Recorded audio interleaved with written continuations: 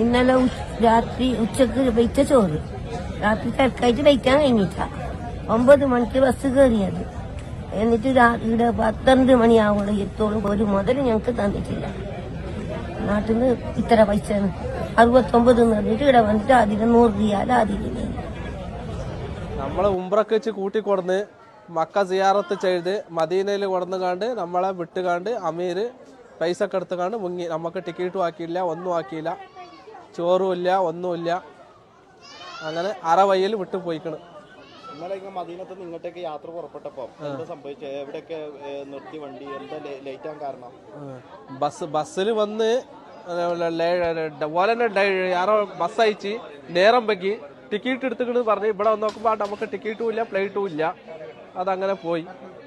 ഇപ്പൊ നമ്മൾ സ്വന്തം പൈസക്ക് നാട്ടിൽ നിന്ന് ആരോ നമുക്ക് ടിക്കറ്റ് എടുത്ത് അയച്ചിക്കണ മോന്. അതുകൊണ്ട് ഇപ്പൊ നമ്മളെ പോണ്. നമുക്ക് പൈസയും കിട്ടിയിട്ടില്ല, ഒന്നും കിട്ടിയിട്ടില്ല.